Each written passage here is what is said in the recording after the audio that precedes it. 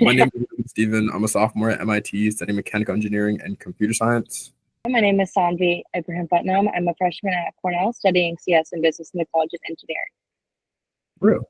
And so I'm lucky being slow, but if you could remind me, like, what is the way in which I can help the best at the moment? Yeah. Yeah, I know. I really did ambush you. So one of the big things I wanted to learn more was going into social media content creation. What were the biggest things that you think were beneficial? And how were you able to kind of get into the market and gain traction on the social media side? So you went from like a few followers, probably family, friends, and then you were able to scale. What did that process look like? And how were you able to stay consistent with it? So very three-part question, but yeah. Yeah. So I think like, okay, for someone who's looking to get started, the biggest hurdle period is going to be like getting that initial activation energy to actually start. And the biggest obstacles for me, because like it's been a year, like it was a year on January 19th. So that was the day I posted my first video. And I remember the video I ended up posting had sat in my like phone for like 2 weeks because of the fact that I was like anxious or scared about the possibility of being perceived and like what if people don't like it, or like what if my family sees it and thinks I'm corny, like, oh my god, he's trying to be an influencer now, like and so like in terms of getting over that, I think the like obviously like part of it is just like you're going to have the most nerves before you jump off like the cliff or whatever it is, but in terms of like pushing yourself to like get that like I guess energy, it was comparison, like comparing my current state to like what I would think when I was 65. And like the question I go back to a lot is like, okay, when I'm on my deathbed, am I going to like be more upset about the fact that, oh, I tried this thing and I looked kind of stupid? Or is it going to hurt more if I'm sitting there like regretting like, oh, I could have done this, my life could have gone this way, but I let my fear get in the way of that possibility? And that's also what probably helps me with staying consistent as well, because like you get over that first hump, but then it doesn't necessarily just stop. It's like every, like, for example, like I posted a video this morning. I'm like, oh, wait, I don't know, maybe I'm doing too much here, et cetera, et cetera. But yeah, like it's like that back casting of like projecting into a future version of yourself and then comparing the crossroads you're at to like what would hurt more, because we're loss averse creatures. It's like whatever hurts more, go away from that. All right. Being like, unfulfilled potential would hurt me a lot. So I use that as like a motivator. And then in addition to that, like as a part of like I said before we started recording, like something that's helped with my consistency a lot is the philosophy of authenticity and documentation. So like my videos aren't like cinematic masterpieces every time. Like a lot of the time they're me talking to camera. And I did that intentionally because I knew if I set this gigantic like high barrier, it would just increase the friction to continuing. So it's like if I set this standard of perfectionism of, oh, every video I make, it has to be extremely perfect, then whenever I feel as though I'm not meeting up to that standard, it's going to like get me into a mind state of, oh, I can't post anything. And so another mindset, in terms of like starting and staying consistent, it's mostly like a mindset problem. And specifically the mindset I think helped me with that is that finished is better than perfect. In addition to the fact that like it also helps to keep in mind that it's unreasonable to expect yourself to be good at something you haven't done or tried before. And like knowing that there is a learning curve to whichever skill you pick up, and that being trash at first is okay. And I'm gonna be honest, I'm still trash. Like it's been a year and I'm still trash. And it's like I made that. I came to grips with that fact before I started. Of like, okay, this is a long-term game that I'm playing here, and as a result, it's going to like compound. So kind of going back, why did you start posting? Like, why was it Jan 19th? You were like, you know what, let's do this. Because you're an engineer, and a lot of us are very introverted and not wanting to socialize and do that. And so I find myself as an extroverted engineer, which is why I like attracted to your content, because you're an extroverted engineer. Like you'll talk, you'll yap. That's really interesting that you like the thin slice you get of me is extroverted, because I would say like in terms of like where I derive my energy, it's very much from being inside. Yeah. Oh.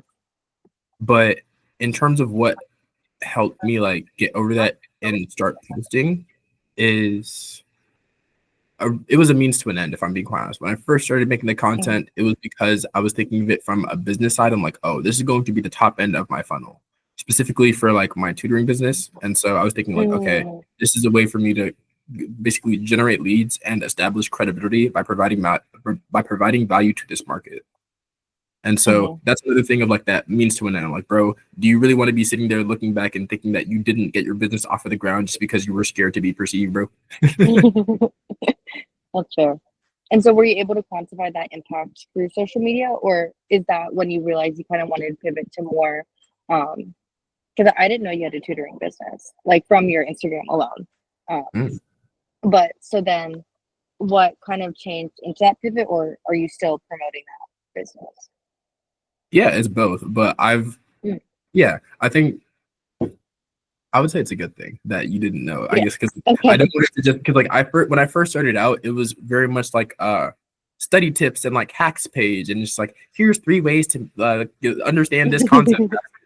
And really, like the shift that I think happened for me is I got to a point where I realized that I was not being authentic to myself and my true personality. Like I was somewhat putting on a persona or like a character of what I thought people would want, and it felt non-resonant. Like through the fact of like through sheer willpower, like forcing myself to do, like I would stay consistent because I'm doing this for the business or whatever. But there was still a lot of friction in terms of like getting videos recorded and posted and out.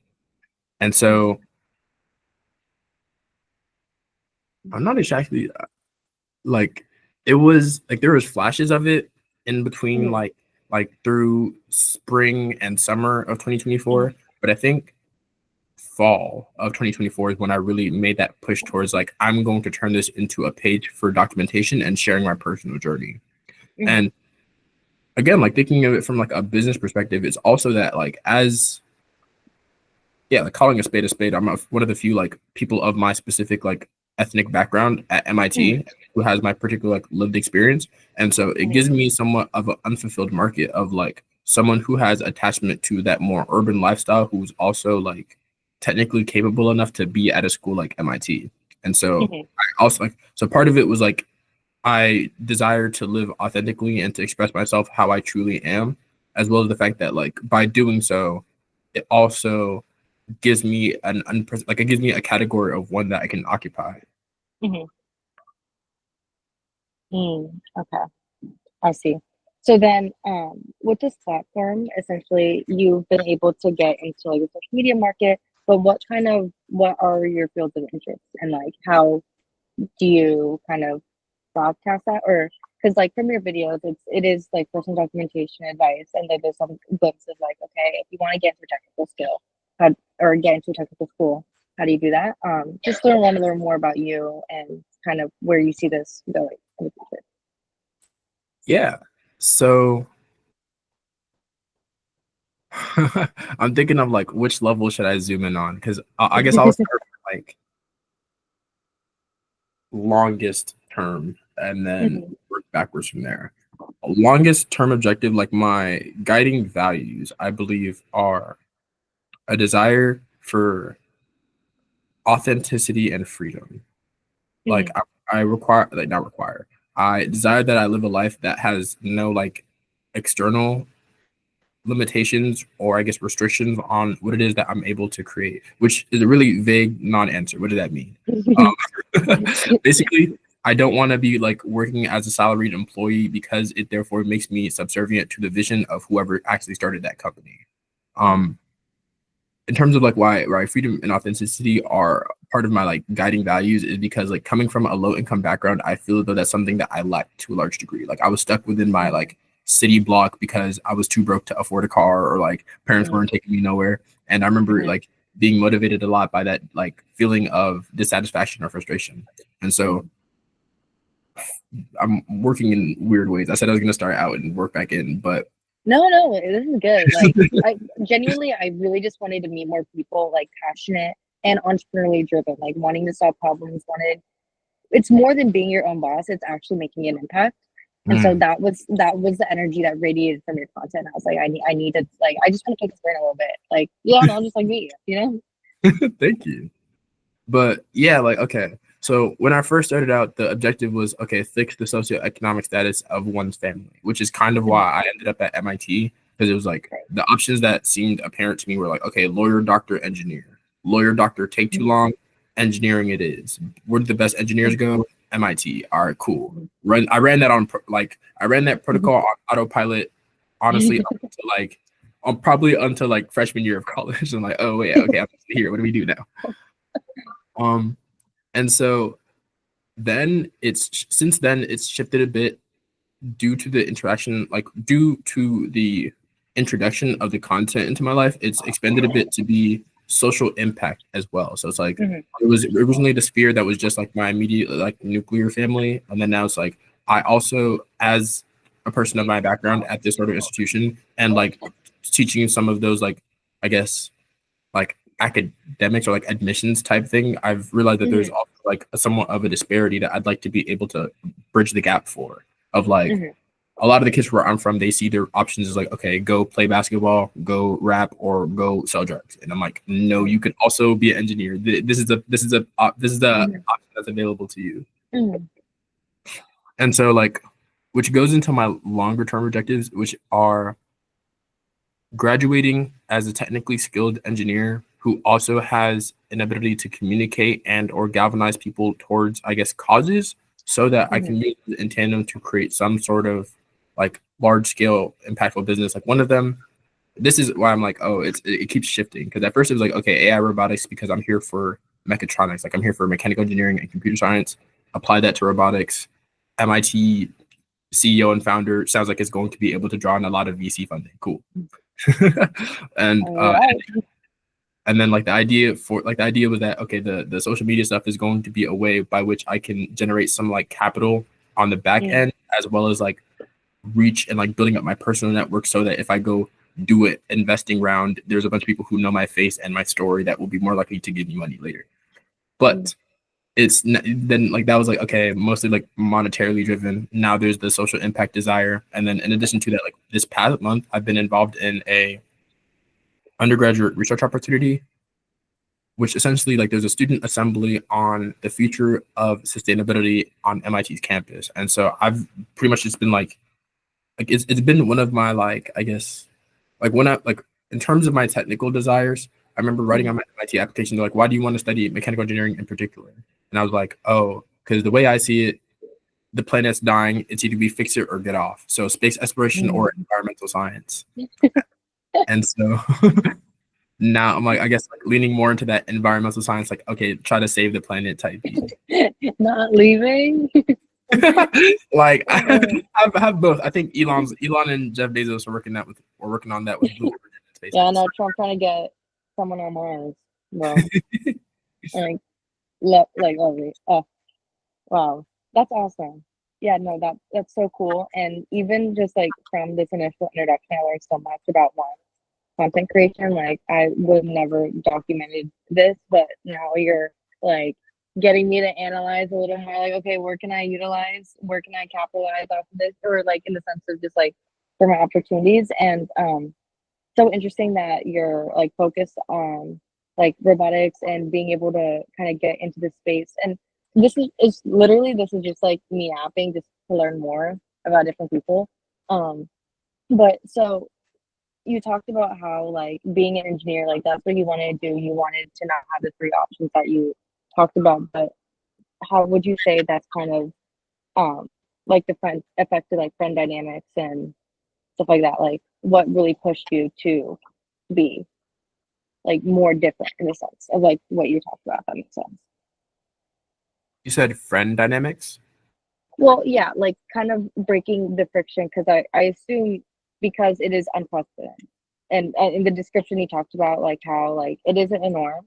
And so how were you able to stay consistent in doing so? And the reason why I ask these things is because the local community I serve within Indiana, especially for financial literacy, there's that friction. One of the charter schools we're talking to and trying to assist is like there's 7 teachers in a school with 500 students, right? 7. And they're not actually learning. So they're watching Indiana online videos about different things. So it's prominent why you wouldn't want to finish high school. If you don't want to be sitting 7 hours a day watching videos and being told that, you know, you don't know the information or you're dumb in a sense, right? And so that's why educational literacy has decreased significantly in this area. So I know it's weird that I'm asking a lot of these kind of personal stories, but I do want to learn more about like that friction, if that makes sense. Of like you staying consistent and kind of wanting to go to MIT when it was unprecedented, and what were specific things and qualities that made you want to continue going? Yeah, I would say like, because this like it's still true even to this day. Mm-hmm. The thing that keeps me going, or like allows me to like push through, I guess, like time to diversity, is being deeply connected to my why. And so my why for the longest time, like, and like not just having it like not just having a vague, oh, I want money, or like, oh, I want to be successful. It's like I have a strong why of I need to move my mom out of the house that we've been living in for 20 years by the time I hit 25. Like that's a hard deadline I've set for myself. And so it'd be like, okay, I'm 16 years old, right? There's people that I used to go to middle school with who are like dropping out and or like getting involved with the wrong things and or having kids, right? It's like there was the option presented to me to like get involved with it, like because like some of my, I guess, like family members happen to be like involved in those sort of things. And so it's like there's a pathway if you would like to take this one. It's faster and like you'd be able to get more money in your hands or like in your pocket quicker. But the thing that like I thought about it like an investing problem, I guess, where it's like, okay, there is the possibility for like outsized upside, like there's outsized return and upside right now, but it comes at the cost of significant risk, like significant long-term risk. Because like if I were to get involved in selling stuff and then I go to jail, because like I like at that time I already had somewhat of like a pretty decent like academic standing, and it's like, okay, there's a path for me. It's like I can get involved in this too because it would make some of my problems easier, but the chance that I go to jail and like mess up that entire, like I would have cut off that path of MIT because of why do you have a record? and so and I'm like, and so like balancing that against my longest term objective, like it allowed me to come back to like, what do I want most over what I want now? Oh, okay, that's awesome. I genuinely, I'm just trying to learn more about different perspectives because I, not necessarily low income, but we were struggling for a lot of my time. I'm an older sibling, and when we moved to our first apartment, my parents, they came from India, they had $2,000, and I was 5 in this sense. My parents would travel, and so like and since 5 to 15, like when I got my first job, it was to help pay so my sister could go to like debate meets and all these cool things without knowing that like I was being able to do that. And so one of the biggest things and ideals was being able to bridge that friction. So that's what we're doing with our company. But yeah, Got you. I pretty guess cool. I wanted to ask you a bit like essentially that same question, like growing up in that Indiana public schooling system, like how did you eventually end up at Cornell? Yeah. So my background in the sense of I felt my core values are gratitude.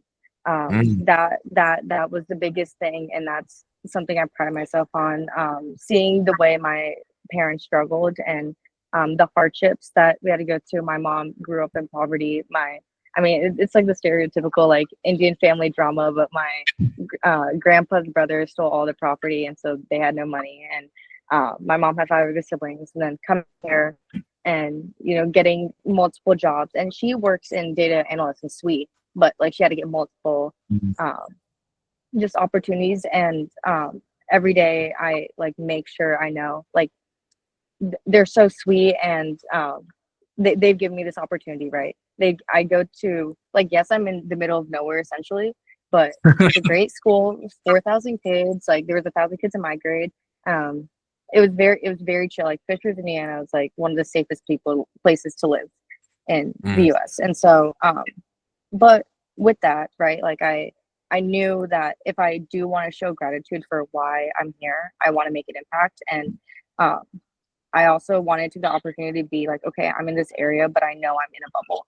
And so wanting to give back to the community that's given me so much was the reason why I took action throughout high school. And it wasn't a norm. I didn't go to like a feeder school or anything like that. I'm literally one of 2 people ever from my school to go to an IB. And so right. Thank you. But so bringing those ideals then here. So biggest thing, yeah, I'm circling over and over again, but it's gratitude for the food I have on my table, to the opportunities of being here every day. I call my parents and like, I know I text you saying I'm stressed, but I'm truly grateful for the opportunity to be here and be stressed. Like I'm taking hard classes, like street math, everything, but like sometimes I like reflect. I'm like, I get to hop on a Zoom call on my Mac with you. I get to take notes on my iPad. I'm actively making change and I'm actively doing that. And so that's what kind of brought me here to Cornell, because it was any person they study. And I wanted really just to meet different perspectives. I met so many. And so, yeah, that's kind of what brought me here, and then kind of fosters my like need and like desire to meet other people that are passionate and build and create, and fostering that environment around my network, at least. Real.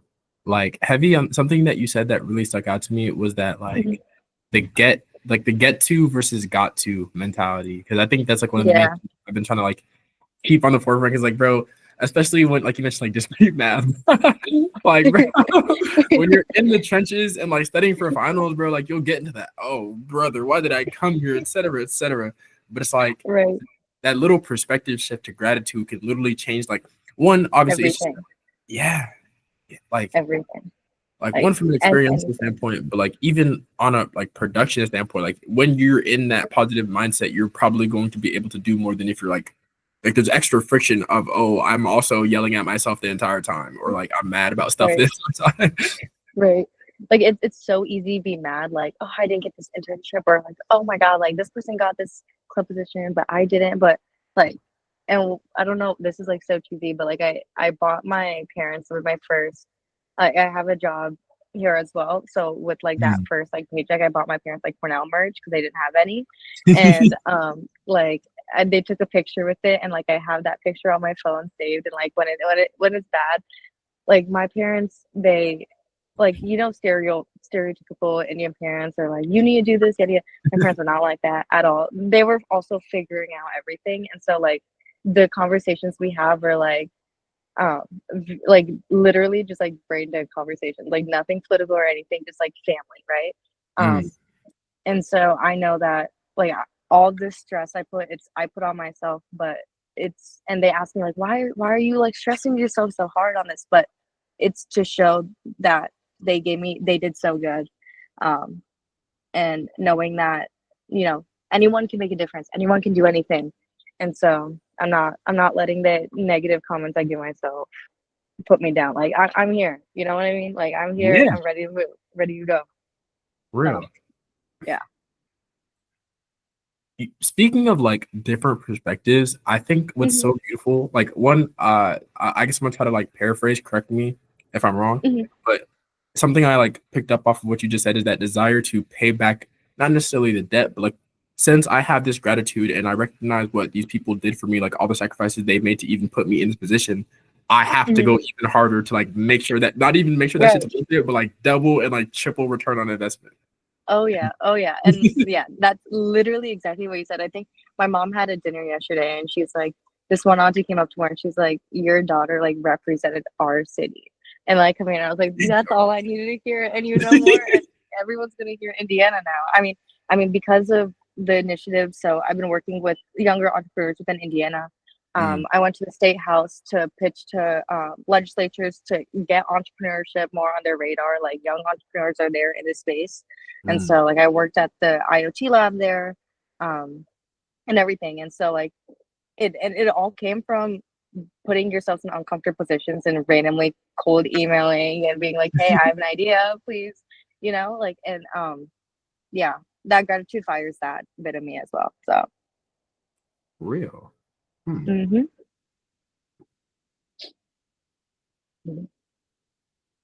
There's like two slightly branching paths I want to go down.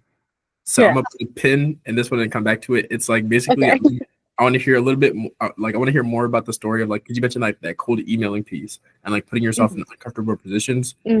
Oh basically yeah. I'd be interested in hearing the story of like how you got that project off the ground. But I guess like quick Yeah. caveat this way real quick Yeah. is oh yeah, like the difference in I get not difference, but it's like the parallels in motivation. Because I guess like my familiar relationship is a bit like more dysfunctional slash strained. And so but because like and like yeah, like if I'm being quite honest again, because the reason I was like mentioning how I like getting exposed to different perspectives is because Mhm. coming from like the like lower income background, I guess like there was a part of Mhm. me that used to have that sort of I guess like if it was a feeling of indignation and or like dang these people had life sweeter or whatever, but like in more because like I think the majority of like the things I was doing it was Mhm. fueled a bit by spite or fueled a bit Mhm. by spite and like anger at my circumstances.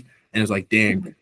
like a part of me was like, dang, nobody else like gets it or like has to do the same type of stuff that I'm doing. But Mhm. basically, it's like what I wanted to highlight is that you can get to the same destination burning different sorts of fuel. And I think overall, the gratitude fuel is more sustainable. That is fair. That is true. And then going off to like, so your first point of like the cold emailing, Mm, honestly, it was so like I wasn't the smartest person. I I I I'm the type of person who has to work incredibly hard to really understand what I'm doing. And mm, so it was kind of feeling lost and like feeling really small. Like I mean, I'm in the Indian community, and so that struggle of like, yes, I was in the middle of nowhere, but we had a prominent Indian community. So it was very, from my mm, younger friends, like the people I grew up with, my best friend and I were born the same day in the same hospital. But we were put up to like intentionally, like in our families, like, oh, like she did this, but you know, you didn't. And so like I had that competition since mm, literally I was popped out of the room. Like it was yeah, and so that's like the little bits of it. And so I think one of the big things that pushed me to just be unapologetic was going to like a debate meet, knowing nothing, and then watching like a debate meet and being like, you know what, I can do that. I mean, like I defend, like, you know, like I took a lot of like the roles in the family household, so I was like, you know, like I can do it, and if they can do it, I can do it. Um, great. and so then, so my city had like this internship-ish program in the sense of there was like 10 companies, like really small startups, like 5, 6 people, and like 50 students. You did like 5 interviews with each company. And so I was picked to be an aerospace company. I did a boot camp, and then I worked at Pierce Aerospace. And then that's when my like former boss kind of instilled like entrepreneurial like networking and stuff like that. And so that helped me, those experiences helped me gain a voice. And I realized there was so much that everyone was gatekeeping, or it was just like, oh no, you need to wait till like you're a sophomore in college to do this. Like, no, like I started a business literally because I was like, you know what, well, I can do it. Oh, I mean, Yes. you should wait. You need a business plan and everything. You need to think more about it. And now I'm like dealing with the consequences of that, but I did it. So yeah, I think it was really, it came from the sense of I felt really small, and there was like this one spark, this one moment where it's like I think I can change this. I like, you know, like I've always been like the shy like kid, but I think I can change this, and now I wouldn't say I'm shy. Real. Yeah. But oh, This- and that's this is a content idea, but I really think, especially with the demographic you're hitting at too, stressing the importance of utilizing LinkedIn and cold emailing to get what you want. It's there's so, mm, and getting mentors that I talked to my mentor. So I quit my old job at an aerospace company, start this company. And there was a fintech entrepreneurial like networking opportunity. And I was so terrified of seeing my boss there because I sent like an email quitting, but it was like literally 4 hours later, and it's in the same building. But I still went, and I was so nervous because it was all, when I tell you, like the whitest met, like the banking guys, like it is crazy. I was so mm, terrified. They all look at me, they go back to their conversations. I go to the cheese board section, and then I do my full elevators pitch to this one guy. Absolutely loved it. connected me to my mentor now, who is the CEO of this consulting company. And I randomly text her, I'm like, Joe, I don't know what's happening right now. Like, I feel so small. But because of the connections, like of the person I met, the cheese board to Joe and everything, my professional life is so much more ahead, I would say. Like, I'm able to connect randomly. Before this call, I met with the ex product manager and lead at Morgan Stanley, Chase, etc., pitching my company, right? And again, from random cold calls and emails. And so that was something that it's just coming up from this combo that I really think you should emphasize more. It truly changes lives. And it's not really a template or anything. It's just being consistent with it. Something I do is like every week I find like a person or like two people, or every 2 weeks be like, they're cool. I want to reach out to them. Or like email, and that's truly changed my life and the trajectory of my life. And so, yeah, destigmatizing, telling people like, hey, you're cool, I want to meet with you. And that's how you get a mentor too, because so many people want to help. And that's what I didn't realize. Like, I was, when I tell you, shaking to ask like my first mentor to be like, hey, like, will you just give me advice when I have like to edit my resume or anything? And they will do it. They want to. So yeah, off topic tangent, but No, yeah. that's perfect. I honestly, like, I wanted to ask specifically because you said like you were dealing with those feelings of like feeling small or like scared or anxious about it. Like, what had helped you to push through that? Push. It was essentially my goals, and that were formed from the gratitude, right? So I mean, so this all happened during high school, and I didn't really know what I wanted to do, but I was pretty good academic because, again, the community I was raised in. And then I realized, like, okay, being good at school, like, I'm literally like everyone else here. I feel small again, right? So I was like, okay, I'm just gonna do something, and then like debate, and then clubs. It's like, okay, like, I like this, but oh, there's like someone else doing it. Like, okay, like, what can I do now? Like, what can I learn more? And so, it was always like, there's always times where I'm like, I sound so desperate right now, or I sound so crazy right now. Like, what am I doing? Like, sometimes I'm like, oh my gosh, what am I doing? But it's the goal of what's next that really pushed me. So like in high school, it was like, I want to get into Cornell. And so Cornell wants people that have grit, you know, who've been knocked down. I've been knocked down so many times. My debate coach told me I wasn't fit to be a leader. Well, I run my own company now. So, you know, like, like, you weren't fit to do this. And so, taking action was the biggest thing that kind of helped make my fears, like, it kind of goes back to your story, like, fearful of doing it, but taking action is the best thing to do to help your anxiety, right? And so that was the thing. And now my goal now is, with my business, being able to scale it, and then also learning more about the tech space in VC. And so I've been connecting with people in those industries that are Cornell alum, trying to pick their brains, learn more about the industry, and how someone who is ambitious and ready to put in the work can get in there. So, yeah. Yeah, I think like something like a parallel I'm seeing between our stories is that you mentioned like my goals, like the why was stronger than my fear. And yeah. I mean, and that's the only thing that I've realized can actually cope with the fear, or like actually like make it go away. Like, I've been crying for an hour, like, it'll help for maybe an hour, but like it will make it absolutely worse at the end. Like, taking action and just working, like, I'm a workaholic, like, just, you got to keep on moving. And what I found is like going back home and being able to be like, oh, you didn't know this, but I actually did this, and like seeing the pride and joy for my family is like I'm doing it for myself, yes, but I'm doing it for them. Like, like, this is the life I want to live at, and I'm doing it for the people I represent. So my family, but then my school system, who's given me so much, and Indiana legislation to everything. Like, I'm doing it for them. I'm in an area that has been looked down on, and you know, a lot of people here are like the feeders, Mike Phillips, to you know it. Yeah, and so I know I have, and because of where I was, I used to also kind of have that hate of like, like, why am I in this like competitive Asian environment? Like, I hate everything. But now it's like I'm so grateful that I had the hardships I had now, because if I were given like the life that I envied at a point, I would not be this ambitious. And I know for a fact this is gonna drive me to be where I want to be, you know? Yeah, honestly, and like I think about that a lot. Of like so much of my current personality is shaped by the things that I once wished were gone, and Right. it has me reflecting on like, okay, eventually when like I have kids or whatever, like I think that the objective, right, like the objective of like attaining that wealth or whatever is that they have a fundamentally like easier life than I Mhm. did. But then Mhm. it's, I don't know, I run into the issue where like the consideration of like how do you instill those values, Same. also giving them a Same. I was literally talking to myself. I was like, I like I want them to have an easier life. I work so hard for this, but it's like I want them to struggle a little. Like it's not that easy. Like I didn't have it that easy. You know what I mean? yeah.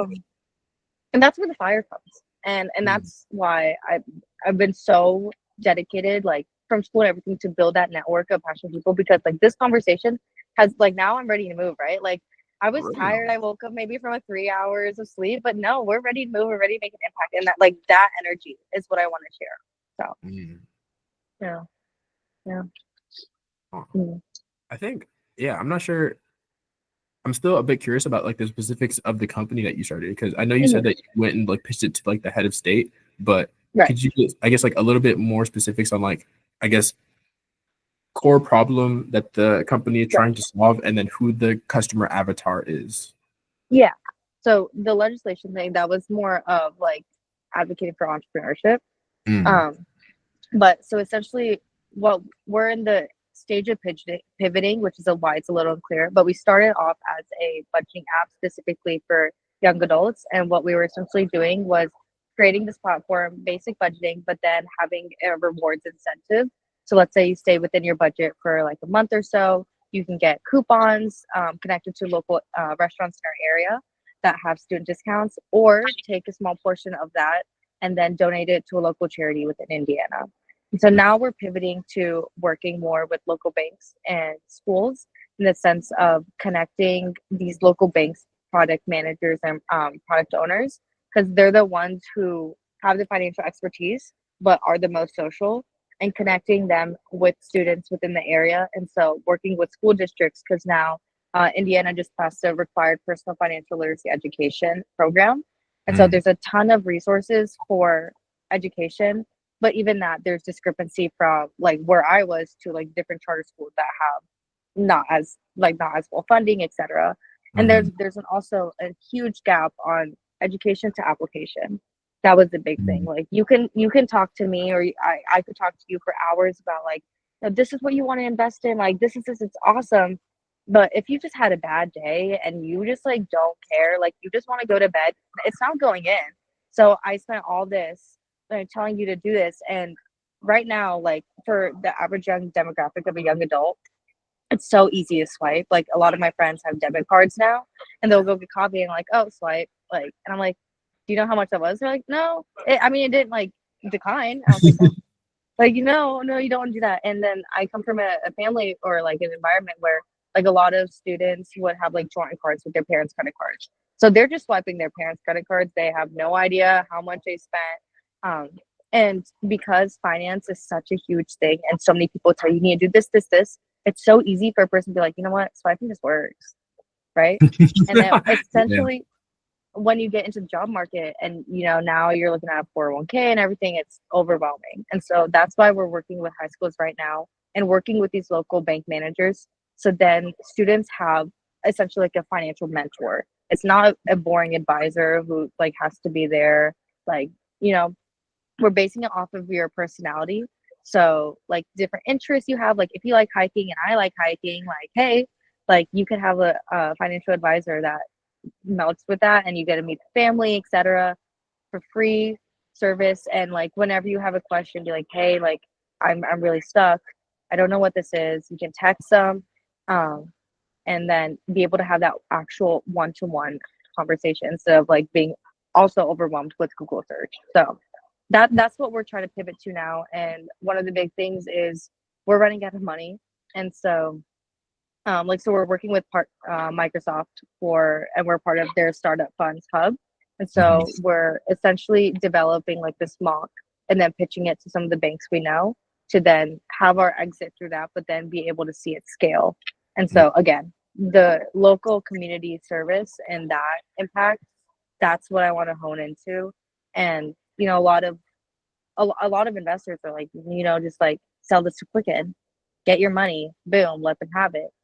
The problem with that is that what impact is that going to get back? Like this entire thing was instilled on, I found a problem and I know how to target it within my community. Like, and then because if we can target it successfully in this one state, it gets such precedent. So that's kind of where we're going. Real. Like, I guess like first and foremost, I just want to say I commend you for that like commitment to the social impact and like the vision that you started with. And then I guess like to that point, I was going to ask like if it's not just an exit for an exit's sake, like what does I guess like equitable or like most desirable version of that look like for you, like the future for your company? Right. Yes. So the most desirable is being able to confirm the development and see it deployed and see it within schools. And so what my mind changed is that if that's not me, that's okay, but it needs to happen. Like this is an issue. It's only going to get worse if it's not actually prioritized. And so the ideal solution would be if I could lead it, right? Be able to get these schools, I mean, essentially see my ideas stay mine. But it's the impact and that's also how I want to change the fintech industry. Right now, it's very like, I just want your money. And that's a lot of industries, but I want to change and see a growth in impact. And I'm ambitious, but you know what? Fuck it. Like, I think I can do it. Yeah. I look-key wanted to ask you, I guess, like to that point, because like you have the part business major and like finance in particular. What's your thoughts on like the quant route? Oh my God. Yeah. Crazy. So like it is truly interesting. And there was a part of me, I really did want to learn more. And I still do want to learn more about quant. But the reason so many people go into it is just like, shut up. Like stop. Like this is not it. And again, so I come from a very prominent white area. I was president of our decade chapter. And it was literally 80% white male. Like it was crazy. And so when we made our first bank account, like the bank account was like, where's your dad? Or do you not have a male like business partner? Like what, you know? And I was like, are you serious right now? Like I'm trying to make a business bank account. Like I'm giving you business. Like why are we doing all this, right? And so no, that like the reasons why are so annoying. It's genuinely interesting, and like I want to build my skill set to have the skill set, the technical skill set, but yeah, those are my thoughts.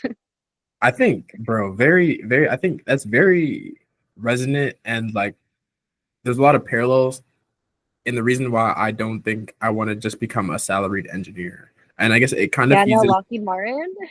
What, like defense company?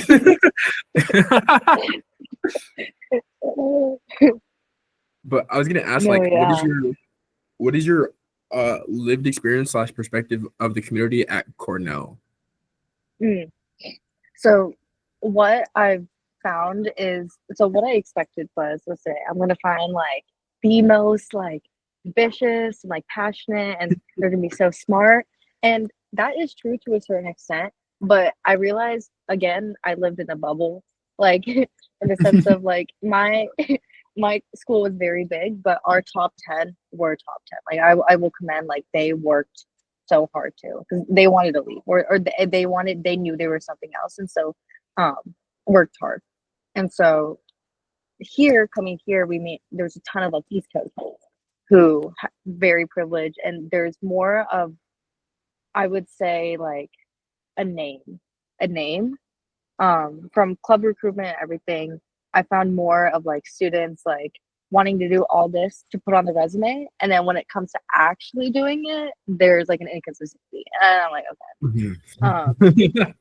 but but the friends I met from different environments, what I really think stood out from Cornell, and what I think like Cornell really needs to pride itself on, it's like um in addition to the education, the people that they brought here is truly any person that you study.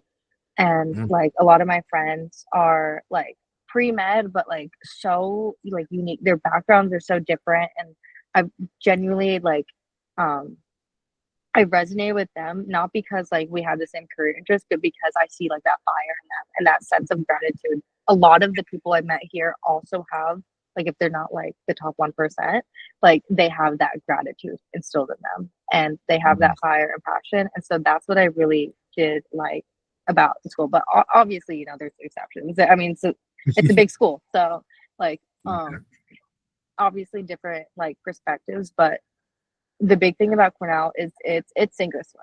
It's like I met with my advisor once, and then after that, like you got to know or you don't know, and very strategical, but like top 20s are strategical. So I came from a background where I put that stress on, but now it's like, oh, like this is the norm. Okay, okay. So like, how do I move up? And this is how I move Mhm. up.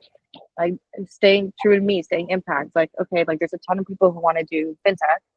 Mhm. How am I going to change the game?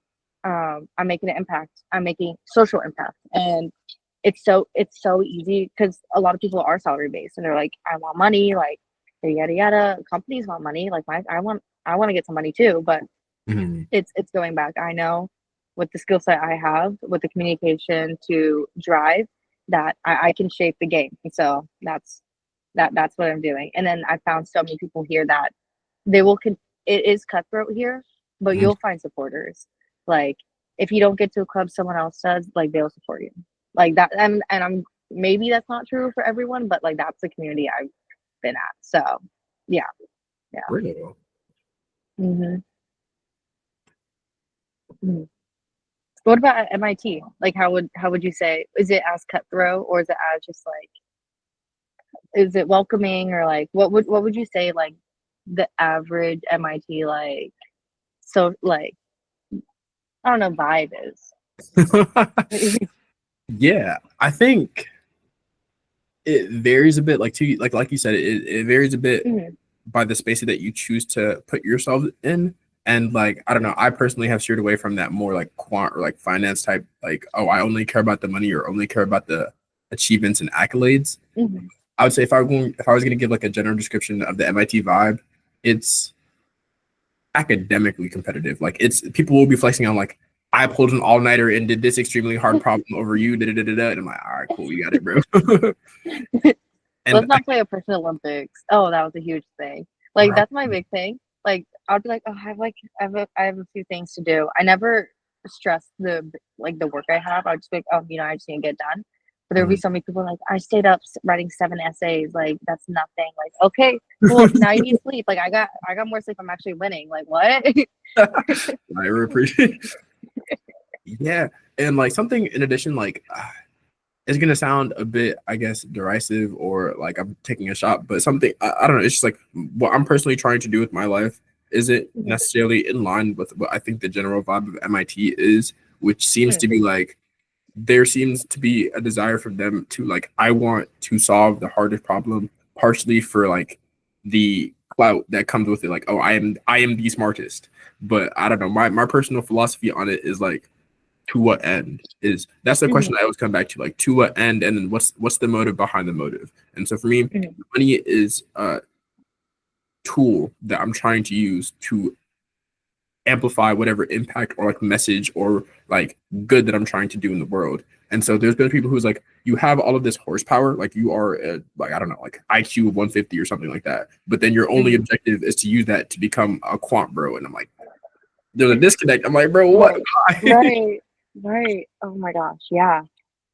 Yeah, no, that that's actually really funny because I mean, Cornell does have like, I mean, it is academic, the engineering, um, Mhm. but like this community is like, one, we're just trying to survive. What I've got two is, so I mean, to be flat forward, like we don't have as many impressive candidates at MIT, right? Like I mean, that's just known. Like on paper, like Koch scholar, like all like those like big things, Mhm. and because of that. the community here is very, I would say it's a little more impact based. Like Mm. students do realize, like, you know what, like with our grade deflation too, like, okay, if 5% can get an A, okay, well, how else can I differentiate myself? Like, okay, I want to join these clubs, or like, um, I want to do something. And so there's so much, like what I found is like we're all dying, but we want to do something with it. And so that's kind of, yeah, that's interesting though, because you know what, you can change it, like change MIT, like That's you not know what, like that, like culture. Yeah. real. I think in addition, like it's funny you mentioned that because yesterday I had sat in on a white paper, I guess like white paper workshop for Mhm. adjusting or like suggesting improvements to the undergraduate curriculum at MIT. And I was thinking Mm. about that exact thing of like, okay, like because I was sitting there debating on whether or not I should even go because I'm like, I don't know if I want to sit around in like bureaucracy and or like the politics side of it. But it's like since Mhm. I'm here and I'm like continuing to build up this platform and like amplifying the voice or whatever, I see it as somewhat of Right. a responsibility of mine to like if there's issues that I see here, complaining without posing solutions would be lazy and like hypocritical. And so I've been trying to get more involved, I guess, like in terms of like the inner workings and politics of the institution. Mm. We know, that's bomb. And also one of the things too is like you Mm. can humble other people a little bit. Like if they're like oppression Olympics, you can be like, well, that's, hey, I up. Like you're the loser here. You know what I mean? Or yeah, I do see. So I went to the entrepreneurship at Cornell, and so um I did an elevator pitch this one lady. I had no idea who she was, but she's actually one of the leaders at MIT. I don't know if she's a dean, but she works within her name's Justine Lochner. But Mm. I think she markets a lot for MIT. She helped fund for Cornell engineering, and so she moved there. Um, and so she would be an amazing point of contact if you are talking about like building a more, like, I would say, so are you trying to get more like entrepreneurial in the sense, or just like, okay, make impact initiatives? I assume MIT has a ton, but like I feel like if you do want to utilize your platform and also help the demographic of your platform, she would be an amazing contact. You said You her can name find was her. Justine Loeffner. Yeah, her LinkedIn is like doesn't work. Like she's not on LinkedIn. And what's so weird is I have her son's number, but like he won't text me, so I have to like keep on emailing him, be like, hey, like I'm here, like you can give me your number now, please and thank you. But like I haven't got a response. So they have all my contact information. But um if you do say my name, like she would know. That's Gotcha.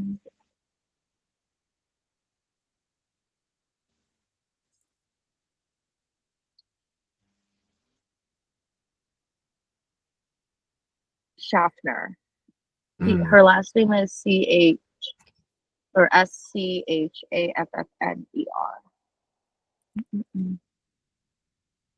And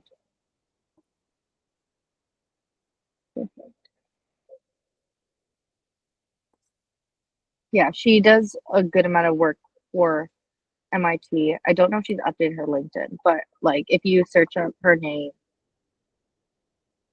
she's pretty, like that's a thing. Mm, yeah.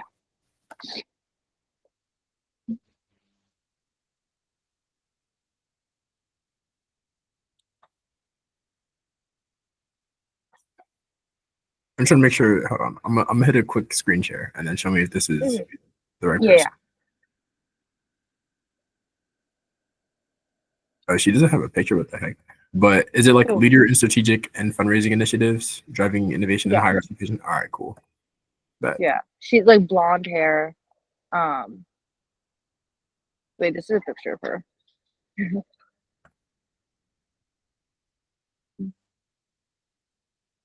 Yeah, if you can find her in the network, also, yeah, tell her I refer, and then I'm sure she has something like just ideas and everything, but she's pretty, like she's pretty goal oriented. Um, and yeah, you can send this in the chat.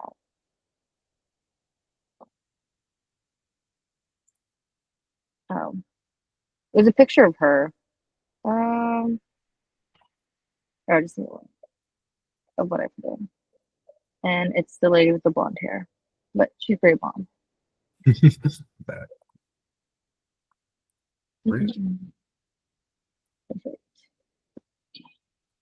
Let me know if that works. It's literally just like a Google search of her, and it's the girl literally with the blonde hair.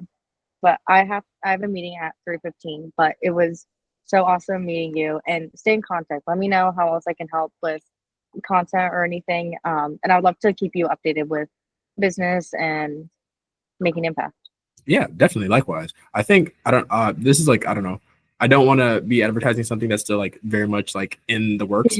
But the idea is like, as I continue to like build these network of people, I'm thinking of like, okay, I'm gonna like, there's a lot like off the top of my head, there's like people I would like to introduce you to that I think would like be really beneficial. But like, yeah, definitely gonna keep in touch. This was really great. Like, I'm really glad to like schedule the time. This is cool. Awesome. Thank you so much. And yeah, no, if you have any connections or think people that'd be helpful, let me know.